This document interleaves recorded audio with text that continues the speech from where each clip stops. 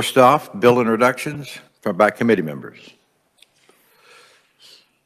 On Webex, does anyone on Webex have a bill introduction?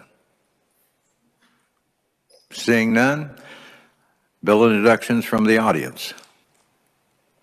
Again, seeing none, bill introductions are closed. Committee will take up hearing on House Bill 2570. With that, would the reviser give us an overview? I need to meet with you next week.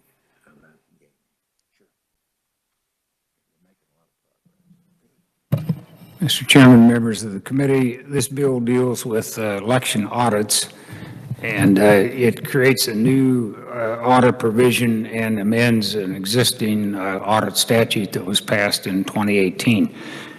New Section 1 of the bill provides that in the calendar year following the general election of an even-numbered year, Secretary of State shall conduct in 4 counties an audit of the procedures used for election administration and election records held during the previous 2 calendar years. So if the bill passes in 2023, there'll be an audit of the 2 previous years, which is 2022 and 2021. They be general election and for the state and county races, and then 2021 would be the local. Secretary of State shall select counties to be audited at random, except that one of the counties has to have a voting age population of over 90,000. Another county has to have between 20,000 and 90,000 voting age folks, and 2 of the counties selected have to have a voting age population of less than 20,000. The Secretary of State shall adopt rules and regulations to implement this, including enumerating specific records and procedures to be examined. So that's all new.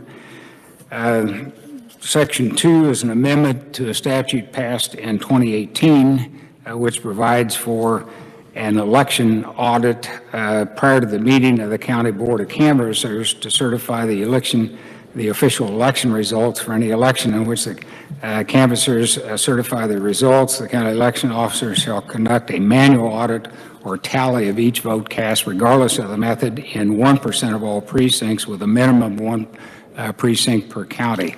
The new language is on page 2, a new subsection C. Provides that in even-numbered years, any federal, statewide, or state legislative race that is within 1% of the total number of votes cast tallied on election night as determined by the Secretary of State shall be audited. The county election officer shall conduct the audit in a manner set forth in the previous section, with the exception or addition that in 10% of all county precincts in the specific race with a minimum of 1 precinct per county. So it is a more thorough audit of 10% of the precincts.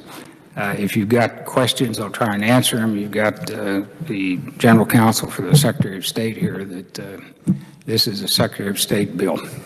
Thank you. Questions for the reviser? Yes, Representative Mosier. Need longer arms. Thank you, Mr. Chairman. Does this include primaries and general elections, or where does it apply? Thank you. Would that be a better question for the General Counsel? Yeah, I think so. I'm not 100% sure. I think it's a general election, but I'll let the Secretary of State. Okay, maybe I'll leave that for the conferee. Thank you. Anything else from the reviser? Seeing none. Thank you, Mike. We have conferee. First one up is Clay Barker, Deputy Assistant Secretary of State. Good morning, Clay, and welcome to the committee.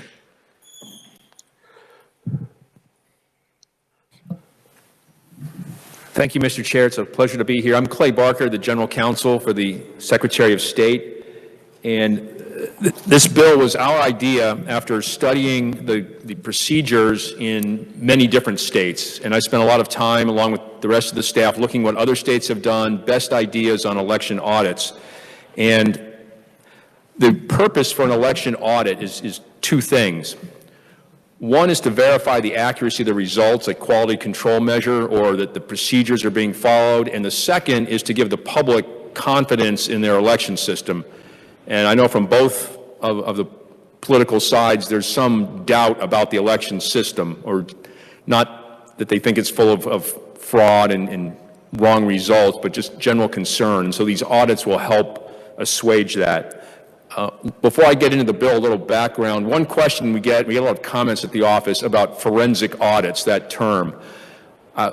We all have a general idea what that means. It's a very holistic, thorough audit of the whole process, but if I get 20 people asking for that, I'll get 20 different responses about what it is. It's kind of a vague term. There's nothing specific about it. It's not defined anywhere.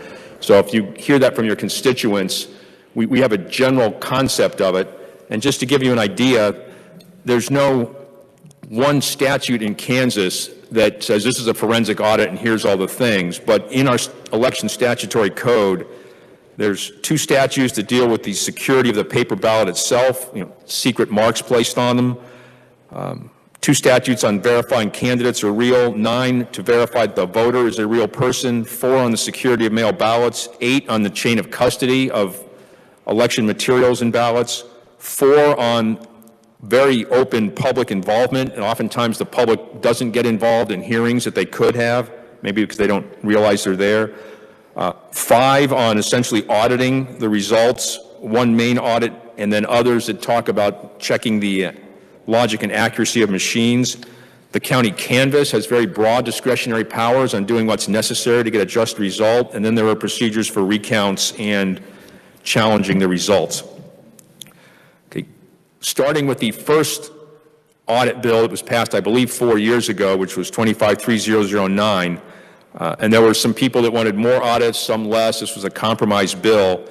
It was decided that 1% or at least 1 precinct would be audited in different races that are selected randomly by the Secretary of State. So in a presidential year, it's 1 federal, 1 legislative, and 1 county race. And we actually literally put these in bags with the little races typed on pieces of paper, reach inside and pull it out and go, this county sheriff, this county Congress, this county Senate. In non-presidential years, there's a federal race, a statewide race like governor, legislative, and county. So far, we've done about 300 of these. When I say we, the counties have, and they've all passed. And the counties select the actual precincts randomly for that. Now, some questions we'll get is 1% the appropriate number of precincts to be checking? And you have to remember that some counties only have 3 precincts. So if it's 1 precinct per race, they're essentially auditing each precinct in that county. Johnson County's at the other extreme with over 500, but they'll be doing 15 or 20 precincts. Sometimes, and let me back up, when they do the audit, what they're doing is they're comparing the number that came off the tabulator with the hand count of the ballots. Now, most counties still use a hand ballot where you fill in the ovals. We've all seen that, and that's pretty clear who the voter voted for, and then you can hand count that. Some counties use ballot marking devices, and I hope this ended up in your testimony, but this is a sample ballot, for those of you that haven't seen it, of a ballot marking device ballot. And a legitimate question comes up from voters is, I can read the names that's printed on this, who I voted for, but the tabulator actually counts these hash marks. They're called timing marks across the top. Sometimes they're called the QR code. How do I know the machine is really recording what I voted? And that's what this audit does. When they hand count these ballots, they look at the name, not the hash marks. Sometimes there's a slight difference between the hand count and the tabulator count. Now, usually that's because the hand count's off and it has to be recounted. But occasionally a voter just, and we all know how to fill in an oval, but they'll use a highlighter or they'll mark off on the side of the margin so it doesn't get picked up by the machine. But if the bipartisan sworn board can look at that ballot and determine the voter's intent, then that hand-counted ballot will be added in, and that's the number that's used by the canvass. And, Representative, to answer your question, this is done at both primaries and general elections. Okay, so what we would like to do to enhance this process, and again, we've looked at other states, is 2 pieces. One is to add a provision that in close races, so on election night, if it's within 1%, that each county that has precincts in the district for that race would have to randomly pick 10 precincts and audit those, or 10% of the precincts and audit those. So it could be one precinct, it could be more.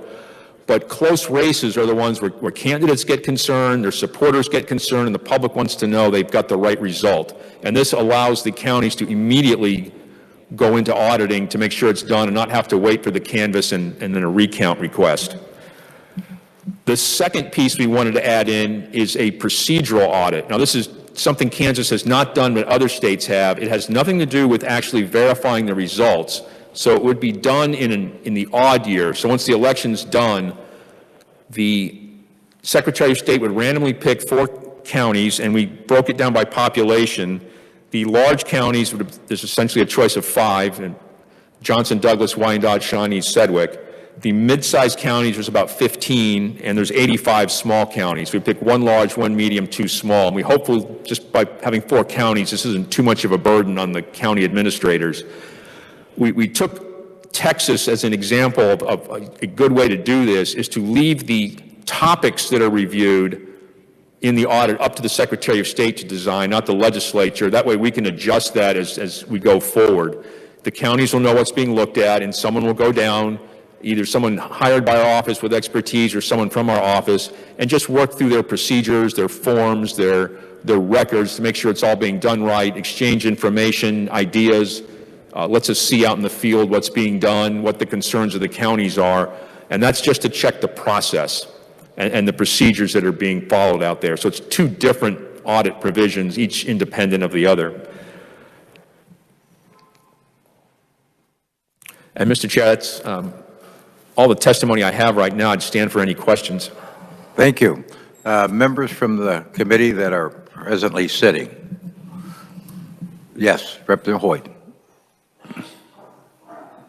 Thank you, Mr. Chair. So if the counties immediately begin counting the 10% of precincts, doing those audits, and then let's say after the canvass, someone does want to go through a recount, can they use those audits of those 10%, or would they have to, that they've already done, or would they have to do those over again? So the results from the audit would be what the canvass is approving, or they might add provisional numbers to it. The recount would be after, and the recount could be whatever the candidate wants. At certain precincts, all precincts. That wouldn't affect the recount bill or the recount process. Thank you. Yes, Representative Haywood. Thank you, Mr. Chair. To my understanding, audits are pretty expensive, and in the fiscal note, it couldn't predict it just because things are chosen at random. Do we have a ballpark or a plan on how to fund these audits? The intent of the bill was that the counties would take on the responsibility of conducting the audit and funding it. And it's mainly employee costs. People would sit down and have to just take the paper and hand count them in the office. For a smaller county, hopefully it's a de minimis cost. For the larger counties like Johnson that would have to do a lot of precincts, it'd be a little higher, but we believe they would have the resources to handle that. But I can't give you, like you asked, an exact cost because it just depends. Okay, thank you. Thank you, Mr. Chairman. Thank you. Yes, Representative Wagner. Thank you, Mr. Chairman. Mr. Barker, this sounds like a great bill. I really appreciate what Secretary of State's doing here. It just runs a little counter. I remember a discussion at a political meeting where the question was asked about the 1% audit or the current provision of just like one precinct as far as going to more precincts. And I remember being told that, well, if there's a systemic problem, it'll show up in one precinct, that you really don't have to do more than one precinct in a county to catch some, nefarious, computer program. And am I mistaken in that, or is this just to be safe, kind of raising the percentage of precincts or not? So we believe the original audit bill, by doing one precinct or at least 1% of the precincts, would, because it's random, nobody would know where that would be audited. That would do a pretty good job of catching any systemic problems. The 10% of precincts is designed to give confidence in a really close race or to make sure there was nothing wrong there. So it gives the public confidence that the result is correct, gives the candidates some confidence that the result's correct, that they're not waiting. And that was the issue there. Some states have it's much more complicated. It's a sliding scale system that depending is within 0.1% or 0.2% or 0.5%, more and more precincts are audited. And we thought just a simple bright line of 1%, if it's within 1% of the results, then we do 10% or at least one precinct.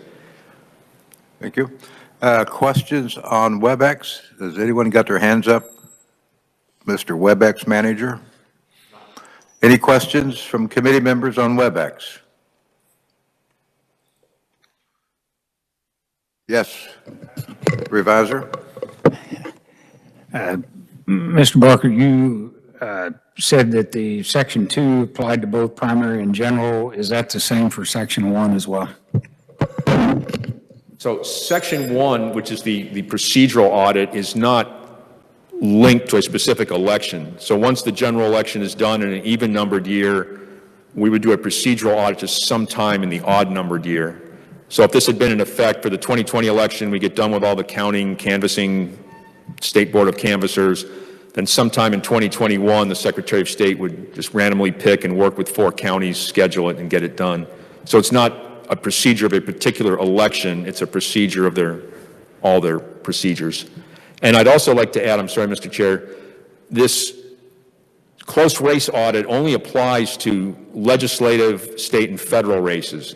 The bill is not directed at local races, though counties are always free to do that if they so choose. They can audit themselves if they want. Okay, that was helpful. Thank you. No further questions? Any questions on Webex again, last time? So, no questions?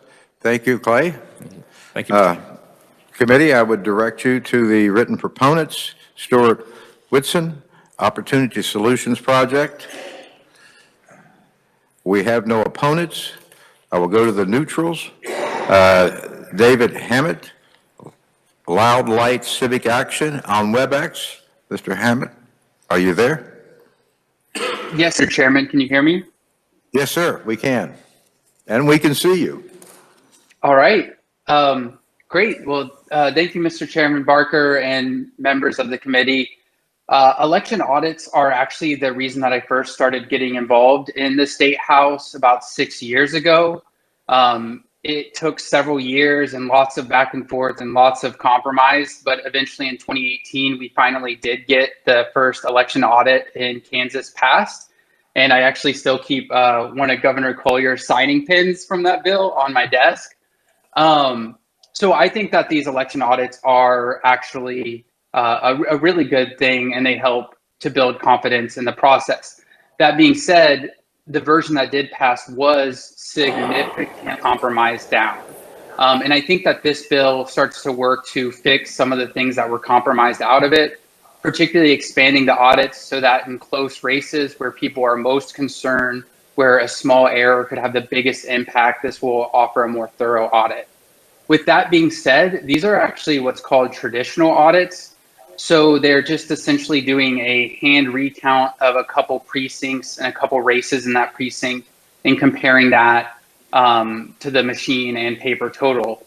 There are things called risk limiting audits, which are kind of the gold standard and what I think Kansas really should be working to. These are more complex statistically. Essentially, it's a complete random sample of all the ballots statewide, and they, based on statistical methodology, build up the statistical confidence in the outcome of the election. So they actually kind of gradually have this scale that as the race gets more tight, where a small error could have a bigger impact, the election is more thoroughly reviewed. And so instead of coming out and saying, well, we know these 2 precincts definitely had the right results, it would say, oh, well, we have, a 98% confidence that the outcome of the entire state's election was accurate. Those things, I think, again, we should be working towards, but I think, in lieu of that, this is a good step. I do have a couple minor concerns about the procedural audit, which is why I'm neutral instead of a proponent on this. I think adding a procedural audit is a good thing where they review the processes and the procedures by the election administrators. But there is a lack of specificity in this bill, and it essentially leaves a lot up to the Secretary of State to determine what that means. And I'm concerned about these standards of review not being set before the election takes place. So essentially, these counties will be audited and judged based on these, and they might not know what they're being judged on. So I think that, you know, even if it's something where to say that the Secretary of State should establish the rules, regulations, and the parameters of the audit before the election takes place, so that the county officials know what they're being judged on and can make sure that they're really focused on properly implementing those things. This would also be important because it would prevent this process from being weaponized. So we heard a lot after the 2020 election about audits, but folks are talking about going back and rehashing past elections. Audit procedure should be something that happens every election on a standard cycle. It shouldn't depend on if it's a controversial election or not. This is about knowing that every election is conducted properly. So it should be really clear that the standards are set before the election and those are followed through. And a overzealous Secretary of State or something can't come back after and start attacking or like essentially attacking a certain county and asking for more and more documents after the fact. The second concern I have is that how this is written, and I could be wrong on this, and if I am wrong, I would appreciate if Mr. Barker could clarify. But one of the categories is for voting age population counties that are over 90,000 voting age population. So over 90,000 18-year-old plus. That is 4 counties, right? So that would be our big counties. That's Shawnee, Sedgwick, Wyandotte, and Johnson. The issue is that a county can be picked and then it will not be picked if it was selected in the last 3 cycles. How I read this is it means once they are randomly selected, because there are only 4 counties, it means that once we go through one cycle of these 4 counties being audited, that cycle will be set, which means that essentially 2 of the large counties will always be audited during a presidential election, and 2 of the large counties will never be audited during a presidential election. And I think that should be adjusted if it's maybe to add a couple more counties into that category or something. But the point of the audit is that it is supposed to be random, right? And that so all the counties know to be on their best behavior for this. And we accidentally have some logistical error that makes the schedule completely set for who's getting procedural audits and when. So with those things, I think that there could be a little bit of tweaking. And again, I would love to see more interest in risk limiting audits and that being adopted. But I think this could be a really good step towards improving the confidence in elections and making sure that all of our elections are conducted, on essentially their best behavior. So thank you so much, and I'd be happy to stand for any questions. Thank you. Questions from the committee first? Representative Miller? Thank you, Mr. Chairman. Thank you, Davis. What was the title you gave in your beginning remarks about the gold standard audit? What did you call that? It's called a risk limiting audit. All right, I'm going to ask, when we're done asking you questions, I'm going to ask Mr. Barker to comment on that suggestion. Thank you, Mr. Chairman. Thank you. Other questions of the conferee on Webex?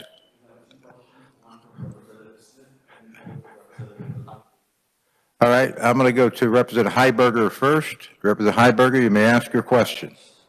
Thank you, Mr. Chair. Davis, my understanding from Mr. Barker's testimony and from my own experience is that Douglas County would also qualify as a large county. And if that was the case, would that satisfy your concern?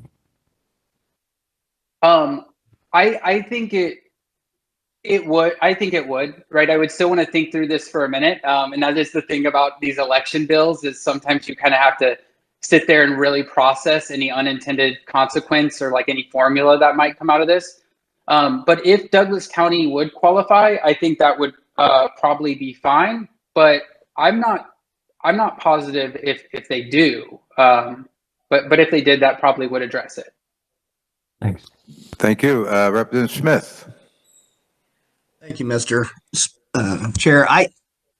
Mr. Hammond, I also was thinking about those cycles and how they would work out, and you did a better job than me in the few minutes that I had to look at it.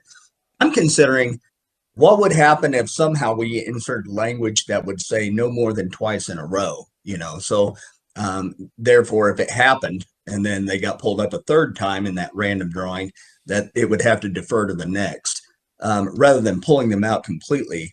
And like you said, I'm having a hard time running that cycle through my head, and adding Douglas County might even further. You're going to have a hard time keeping them out of absolutely not getting twice in a row. I don't know how you're going to do that, but to make it legitimate, you're going to have to make it random as possible, don't you think? Yes, I definitely agree with that. I think part of the reason for the extra time, though, is just like for the same reason I'm sure everyone on this committee would not love to get an IRS audit. Audits are extremely labor intensive. And as we heard the concern that Representative Haswood brought up, these costs are going to be borne by the counties. So they're going to have something where they're coordinating with the Secretary of State's office and having to put in potentially hundreds of hours of labor producing these documents, going through them. And so I think we wouldn't want a situation, especially because the audit actually goes back for the previous 2 years. So, on a standard thing, that means they're going to have two primaries and 2 general elections and produce potentially thousands and thousands and thousands of documents. And so we don't want a situation where counties have to go through that, where they're just constantly going through this auditing process, because they would essentially have to hire staff that's only job would be, doing this audit stuff. So I think that's the difficult balance, is like we want trusted results, but we don't want to make so that that these counties have to essentially hire just audit staffers that are constantly having to do this. Okay, thank you. Thank you. Further questions on Webex? No? All right. Thank you, Mr. Hammond. Thank you. We have one written neutral, Rick Pyho, Kansas County Clerks and Election Officers. His testimony is in your files. Representative Miller, you had a question for the Deputy Assistant Secretary of State. Yes, and thank you, Mr. Chairman. Mr. Barker, would you care to comment on the suggestion that we require risk limiting audits as described by Mr. Hammett? Thank you, Representative Miller. We looked at risk limiting audits, and they are like Mr. Hammond said, a legitimate auditing strategy.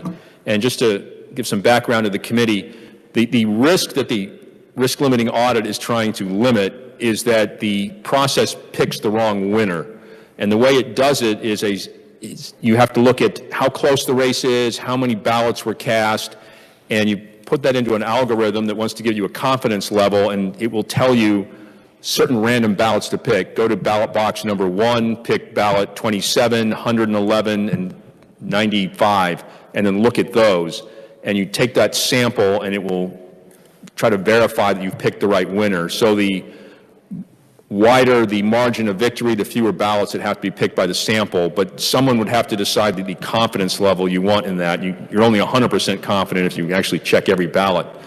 And again, it's a legitimate system. It would take some policy decisions about how we would implement it. It would create costs to pick the right software to implement it. Some counties' processes would have to be tightened up to make sure the ballots are actually stacked in the correct order so you can pull the correct ballot. And there was a lot more logistics to it, and we just didn't feel the state was ready for that yet.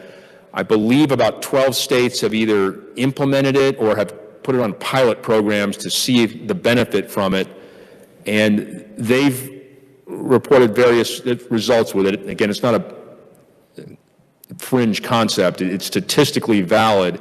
The problem they've reported is the public has concerns. They say, wait, you're verifying the result, but you're only sampling 50 ballots? How can we trust that? And I understand statistically it's correct, but there's a public image problem there also these states were having with implementing it. So I just wanted to assure the committee we did look at that and some other auditing principles and decided this year it's not up. And also on the random selection, the reason we picked 90,000 is that actually includes 5 counties. Douglas County's in there with the large 4. And we picked whichever representative asked, the 3-year, just so we wouldn't pick the same county twice, but those big 5 would know they're coming up eventually. Thank you. Further questions? Yes, Representative. Thank you, Mr. Chairman. It's more of a comment. If Please, go right ahead. Thank you, sir. Thank you, Mr. Chairman. Thank you, Mr. Barker, for being here today. I really appreciate all of the great commentary that we've had from all of our testimonials today. I would advise us to, gently to not let the perfect become the enemy of the great. And because of this particular bill, HB 2570, because it answers the need of my constituents, where we said we don't want to be complacent in our election security. I was very pleased to work with your team and Secretary of State Schwab's office to get this bill introduced to meet those needs. This legislation, I feel, both enhances our integrity and the security of our election system, which is, as some representatives have said, it's been heavy on people's hearts and minds. So I firmly believe that these additional post-election audits that we're putting in place, if this bill were to pass, it would both increase that confidence level, as you were just discussing, that the people have in our election system. So, Mr. Chairman, I stand in favor of this bill and hope that we pass it out clean and favorably. Thank you. Thank you. No other questions? Thank you, Clay. Thank you. I have no one else listed as a proponent or a neutral. I have no opponents. Anyone else in the audience would like to speak? Yes, Representative Mosier. I'm sorry, you want Clay? Oh, I'm sorry. Come up, ma'am, and please identify. You did not submit testimony? Okay.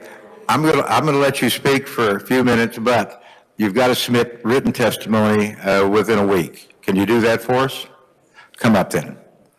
And I don't know if the microphone's on, but it is. Okay, yes. Thank you. And you are? I am Brenda Dwyer, and I'm from Sumner County. Would you spell your last name for my clerk? It's D-W-Y-E-R.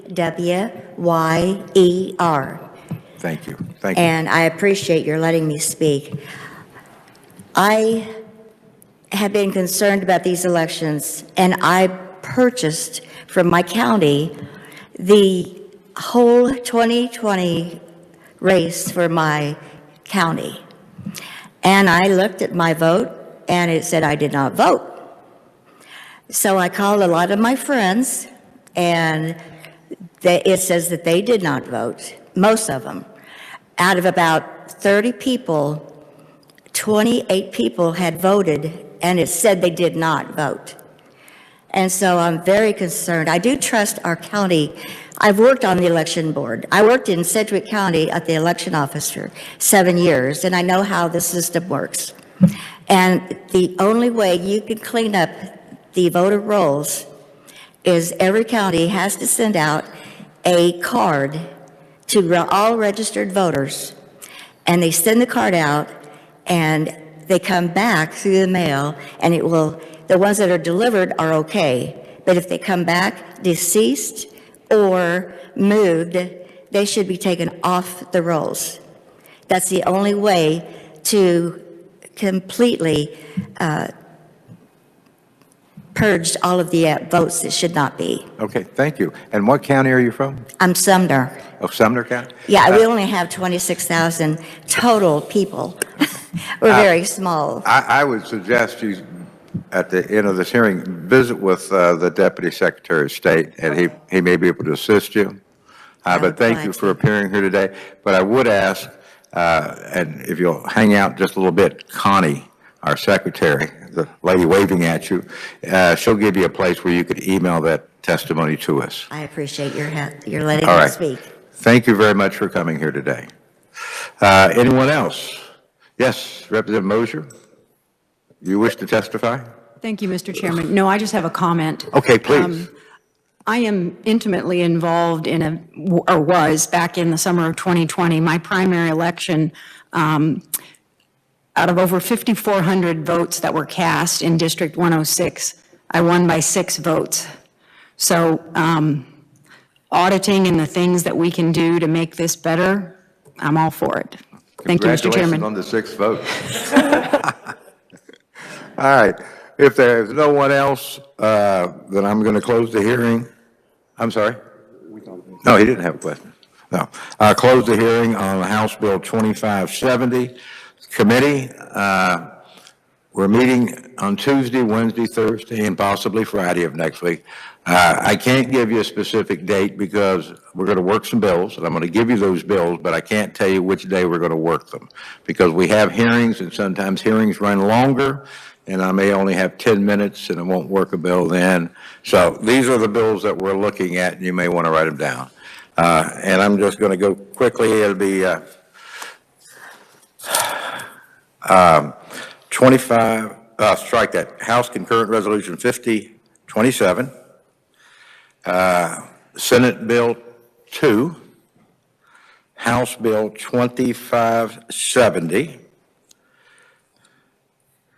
and possibly working 2528. That will not be a priority at this time. And Senate Bill 181. Did we do that? I still had it on my note here. The elevator bill, no. We passed it out? We did, we passed it out, you're right. It was still in my file, though. I'm sorry about that. Those are the bills I'm looking at. Also, we could be working this bill, 2570. Okay, I've got that one. Anything else for the good of the committee? We will be working the next week. Could be every day. I've got your bill scheduled next week. Not my bill, but thank you. Well, the bill you introduced. Yes, sir. All right. And we have a couple of other bills we'll be working. Just check the schedule. But everything is subject to change, whether conferees are coming or not coming. But with that, I think we can get out of here, and hope you have a safe journey home for the weekend. I'll see you next week. We stand adjourned.